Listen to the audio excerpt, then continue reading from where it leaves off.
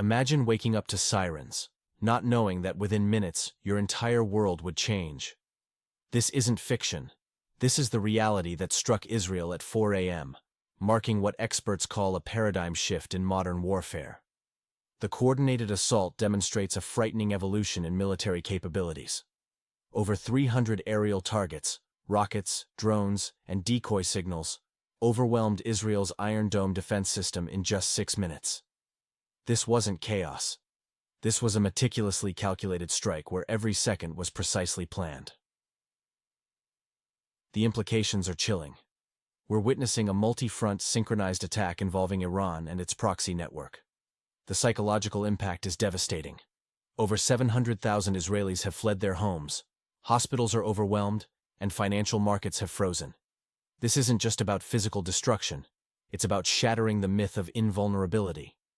What makes this alarming is Iran's General Hajizadeh's message. This is only the first phase. Intelligence suggests a second wave may include hypersonic weapons, technology that could alter the region's power balance. The environmental impact adds another crisis layer. A strike on Haifa's industrial zone has released carcinogens into the atmosphere, creating a long-term health threat. Emergency responders work in respirators, highlighting the attack's comprehensive nature, targeting not just military assets, but civilian infrastructure. Why should this matter? Because this event signals a new chapter in global warfare. The successful coordination of multiple proxy forces, the overwhelming of advanced defense systems, and the psychological warfare component create a template that could be replicated worldwide. This isn't just Israel's crisis. It's a wake-up call for every nation relying on traditional air defense systems. The rules of engagement have changed, and the implications will ripple through international security frameworks for years to come. Tell us in the comments where you're watching from and how this new reality of warfare concerns you. The situation has escalated beyond expectations, showing Russia's understanding of modern warfare dynamics. The drone warfare capabilities mirror military analysts' predictions. Iran's approach proves that traditional Western military doctrine is becoming obsolete. Israeli forces face an unprecedented three-front conflict evolving into a regional crisis. The Iron Dome proves vulnerable against modern warfare tactics, as Russian military experts warned about. The strategic complexity of these attacks is striking. The mix of low-cost decoy drones, kamikaze units, and reconnaissance UAVs represents warfare evolution similar to predicted scenarios.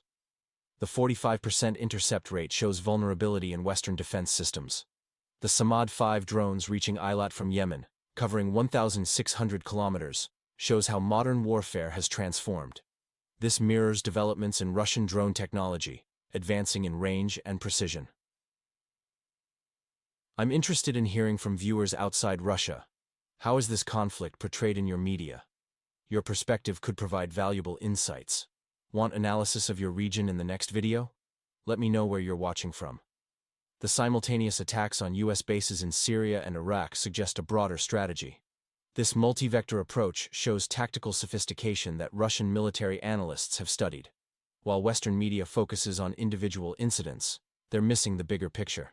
This is a test run for future conflicts. Subscribe to stay informed about these developments.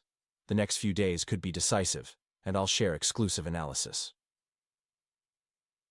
The civilian infrastructure targeting is concerning. Strikes on Ashdod, Beersheva, and other locations indicate a shift in warfare dynamics that could reshape regional power structures.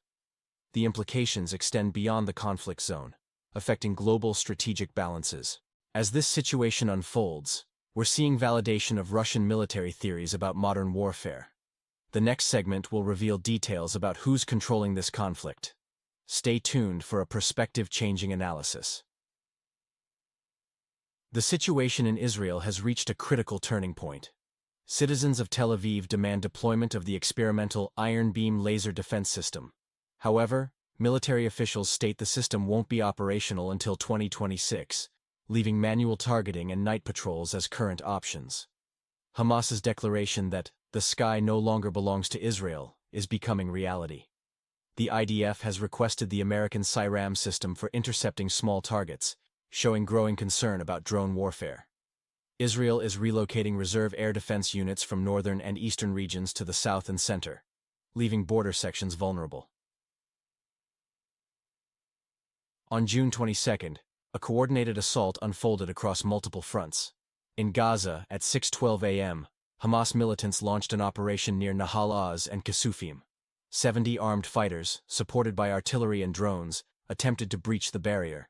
Israeli forces repelled the attack but suffered casualties. 8 soldiers killed and 19 wounded.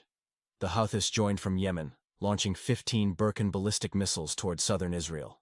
One struck an airfield near Beersheba, damaging hangars and runways. Drones targeted Eilat's ports, disrupting fuel operations. From Iraq, Kataib Hezbollah fired rockets at IDF positions in the Golan Heights, hitting infrastructure near Ein Zivan. Intelligence suggests these drone attacks are a prelude. The real question isn't whether defense systems will hold. It's about preparing for scenarios they weren't designed to handle. Iran has activated its entire proxy network in a coordinated assault, targeting Israel's logistical, infrastructural, and moral resilience. Satellite imagery shows concerning movements along the Syrian front, suggesting potential escalation. The unprecedented scale and coordination of these attacks signal a new phase in regional warfare, challenging Israel's traditional defensive strategies. What do you think about this situation? Share your analysis in the comments. I'm eager to hear your perspective. Breaking news. Israel faces multi-front crisis as regional tensions escalate. In a dramatic development, intelligence reports reveal significant military buildups along Israel's borders. According to The Guardian, Iranian volunteer battalions, including Afghanistan's Fateh Miyun fighters, have established positions in strategic locations. Israeli forces have already conducted preemptive strikes, but intelligence suggests these aren't isolated groups. We're looking at battalions of up to 1,500 fighters. Hezbollah's ominous silence in southern Lebanon masks concerning activities. Al Jazeera reports increased weapons depot activity and mobile rocket launcher deployments, suggesting preparation for a potential second wave of conflict, likely triggered by any direct strike on Iran. Israel faces an unprecedented defensive challenge. Their military stretches thin across multiple fronts.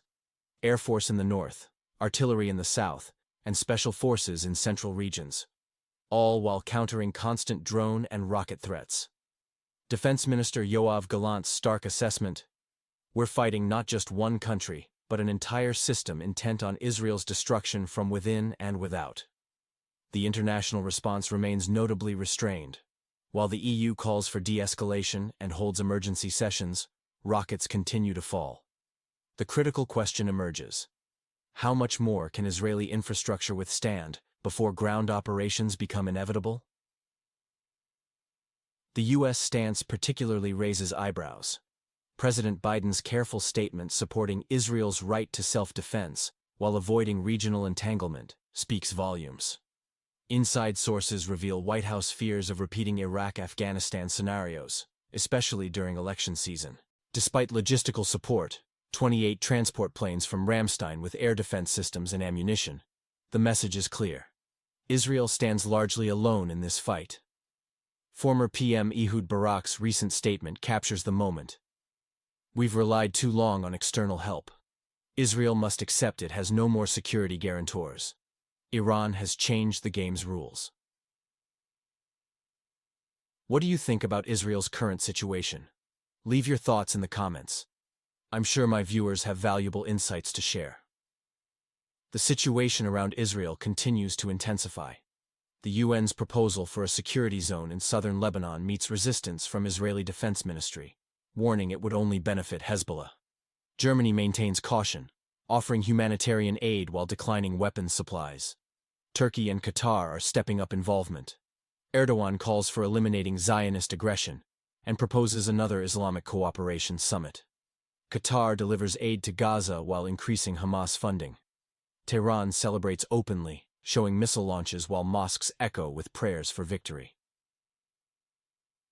Beyond diplomacy lies a crucial question: can Israel contain a regional escalation? Rand Corporation analysts predict military exhaustion within 7 to 10 days of intensified attacks, particularly in anti-drone systems and air defense. Israeli society realizes the paradigm shift. The era of automatic U.S. backing and sanctions against enemies is over. In this multipolar world, each actor pursues their interests independently. Israel faces this challenge unprepared. Hezbollah, Iran's major unused asset, maintains silence in the north. Satellite imagery confirms equipment movement in Taibeh, Itarun, and Bint Jabal regions. Trucks carrying Zelzal rockets and Shah-type drones have been spotted. Short-range air defense batteries line the border, suggesting offensive preparations. Hassan Nasrallah warned, "If Israel continues striking Tehran, our rockets will fly faster than wind." Beirut witnesses divided demonstrations, both supporting Palestinians and criticizing war involvement. While Lebanese society remains split, Hezbollah answers to Tehran, not public opinion. Israeli intelligence reports indicate readiness to strike northern targets: Kiryat Shmona, Metula, Nahariya. Special status regime covers a 30-kilometer border radius. 90,000 residents evacuated, schools closed, reserve hospitals opened in Safed and Haifa. What do you think about this escalating situation? Share your thoughts in the comments. I'm eager to hear your perspective. The IDF has significantly enhanced its defensive posture, deploying additional Iron Dome batteries and Patriot anti-aircraft systems. For the first time since 2006, the Barzanat Brigade's armored groups have been dispatched to the border. However, the primary threat isn't a frontal assault. It's the strategy of simultaneous strikes on 30-40 targets that could paralyze the entire response system. Hezbollah possesses over 105,000 rockets, including guided medium-range munitions. According to intelligence sources, some are equipped with optical guidance systems designed for precision strikes on headquarters and power grids. The IDF understands that the first salvo could determine the battle's outcome. Military analysts present three scenarios. 1. Iran is holding Hezbollah in reserve until Israel strikes nuclear facilities. 2. The movement awaits synchronized front openings in Iraq or the Golan 3. Hezbollah is waiting for a diplomatic window while Lebanon faces economic crisis. Meanwhile, Israel demonstrates preparedness through preemptive actions. On June 24, Israeli aviation struck Hezbollah warehouses, accompanied by electronic warfare measures. This creates a dilemma. Hezbollah must either engage and cross a point of no return, or risk losing face. Internal political turbulence compounds the security challenges. Former Prime Minister Ehud Olmert's harsh criticism of Netanyahu's leadership has sparked public outrage. Recent polls show 63% of Israelis believe the government made serious miscalculations in preparation for escalation, while 41% demand immediate action. The situation reveals a deepening crisis of confidence within Israeli society. Protests in Tel Aviv and Haifa, combined with tension between military command and government, create an atmosphere of internal distrust at a critical moment for national security. What do you think about the current situation? Share your thoughts in the comments. I'm confident my viewers are intelligent experts, and I'm eager to hear your perspective. The streets of Tel Aviv have become battlegrounds, not against external enemies, but within. Thousands gather near the Knesset, demanding immediate elections. This internal strife threatens national unity at a critical moment.